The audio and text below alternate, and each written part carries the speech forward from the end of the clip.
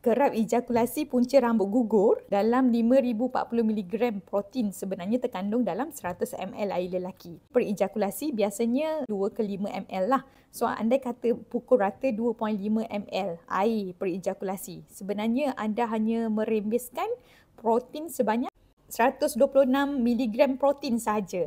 Dan dalam bahan makanan harian kita pun, satu biji telur kalau kita makan terkandung 6 mg protein. Contoh dada ayam, kita makan portion satu tapak tangan ni dah ada 60 mg protein. Lebih kurang macam tu. So dalam bahan makanan harian kita ni dah banyak protein yang kita makan daripada ayam, daripada kekacang. Jadi adakah sebab kerap ejakulasi menyebabkan rambut gugur? Mula-mula kita tengok dulu apa punca rambut gugur. Yang pertama sebab kadar stres. Stres daripada emosi, fizikal, pemakanan. Contohnya tak cukup tidur, tidur tak menentu. Kemudian stres daripada segi pemakanan pula. Dalam bahan makanan harian kita ni mungkin ada banyak pengawet. Guna cube ayam, cube perencah. Semua yang terproses ni, contohnya kalau kita makan daging pun, daging yang instant. Daging burger, bukan daging fresh. Pengawet tinggi, perasa, pemanis pewarna tambahan, dia memang boleh merosakkan sel kita dengan sangat cepat. Jadi proses penuaan awal tu mudah berlaku dan rambut pun mudah gugur. Yang kedua, faktor kekurangan zat. Antara dia adalah zinc, vitamin B, vitamin C, vitamin E, selenium, magnesium. Semua tu sebenarnya banyak terdapat dalam bahan makanan harian, terutama sayur-sayuran. Tapi kebanyakan makanan harian kita ni dah tak ada zat. Kita hanya makan sekadar kenyang. Contohnya kalau sayur kita dah masak, dah tak ada zat dah. Jadi yang tu yang kedua lah sebab kekurangan mineral dan vitamin. Vitamin ni hilang daripada punca yang pertama tadi. Bila kita ada banyak makan makanan yang berpengawet tinggi ataupun perasa pewarna pemanis tambahan, darah kita jadi pekat, terkandung fibrin.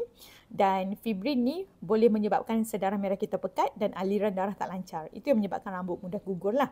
Yang ketiga, yang paling lazim kenapa rambut gugur adalah pemakaian shampoo yang tidak bersesuaian. Yang ada banyak bahan kimia. Contohnya macam phthalate, paraben, fragrance. Semua tu boleh menyebabkan rambut anda rapuh dan juga kurang vitamin nak serap. Kita pakai serum macam mana pun, dia tak dapat nak serap sebab bahan kimia yang sangat tinggi. Sebab itulah kena pandai pilih shampoo ataupun sebarang hair care yang organik lah. Yang keempat, adakah sebab ejakulasi?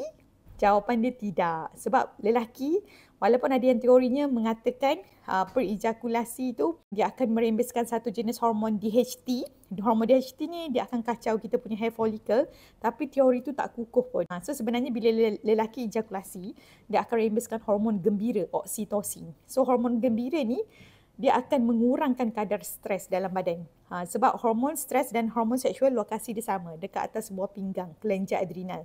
Jadi kalau anda ejakulasi dan hormon gembira anda meningkat, sebenarnya hormon seksual anda pun sepatutnya meningkat. Dan rambut anda sepatutnya tidak gugur lah. Kalau kerap ejakulasi, kalau contoh sampai 30 kali sehari pun, kalau macam ni barulah kita kata possible lah tak sihat.